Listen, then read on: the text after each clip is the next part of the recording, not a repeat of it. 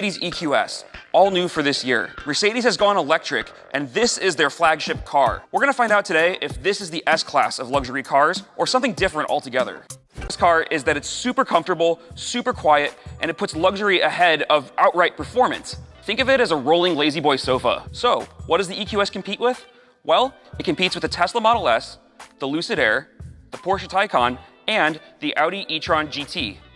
Basically, it goes toe-to-toe with all of the world's flagship electric luxury sedans. The EQS started life as the gorgeous Vision EQS concept car.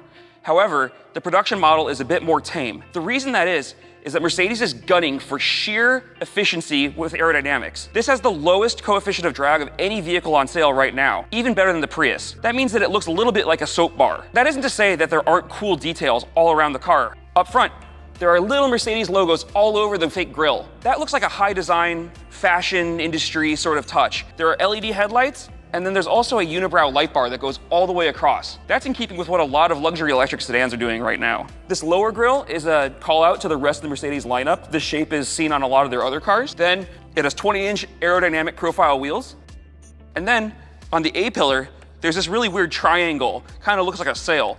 It has the EQS badge on it, and all of this seems like it was done to disguise how much visual mass is right here. Coming further back along the car, we have electric pop-out door handles that are motorized so that when you approach the vehicle, they automatically open to greet you. Coming back a little further, we have the lip spoiler on top of the electric-powered hatch. That's right, this is a hatchback and a luxury electric sedan. There are a lot of cool accents all over this car, and although the vehicle is striking, it isn't as pretty or as successful of a design as other vehicles on the market right now.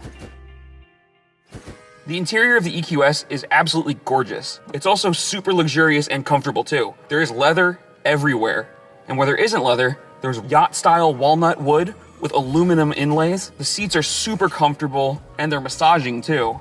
The interior also has gorgeous speaker housing. We can't talk about it without talking about the immense Hyperscreen. There's 56 inches of scratch and crack-resistant glass going across the entire dash. Under the glass, there are 3 digital displays.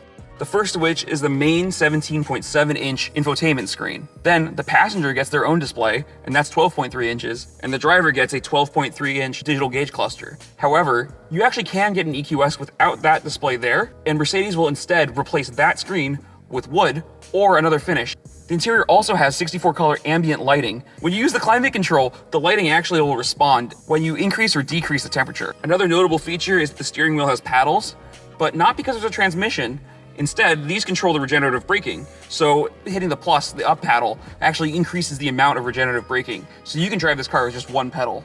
EQS has hatchback-like practicality with a lot of cargo room. There's 22 cubic feet behind the rear seats, and then if you flip those seats down, that number climbs up to 63 cubic feet, which is pretty massive. But that's a good thing, because but one of the downsides is the rear seat doesn't have as many features as the front seat, and there isn't that much headroom in the back, and that's kind of the point of buying an S-Class style Mercedes. You really want to have rear passengers feel like they can luxuriate as much as the passengers in the front. So the EQS really does have a gorgeous interior. However, the rear seat isn't the place to be in this car. So the car we have right here is the EQS 450 Plus model in the US. That means that it has a single electric motor driving the rear wheels. However, all-wheel drive is available. The electric motor makes 329 horsepower and 419 pound-feet of torque. That means that its acceleration comes out to about 5.9 seconds, which is quick. But this car isn't about being the quickest car on the road. It's about being comfortable and luxurious. So the acceleration is very smooth. Total driving range is 350 miles, which is pretty good for the segment. And it can charge from 10 to 80% in just 35 minutes. The other really cool thing about the EQS is its rear steering system. It can turn the rear wheels up to 10 degrees. That makes it super easy to park, and it improves dynamics on the road. So while the EQS isn't the quickest car on sale right now, it is extremely luxurious and very easy to drive smoothly.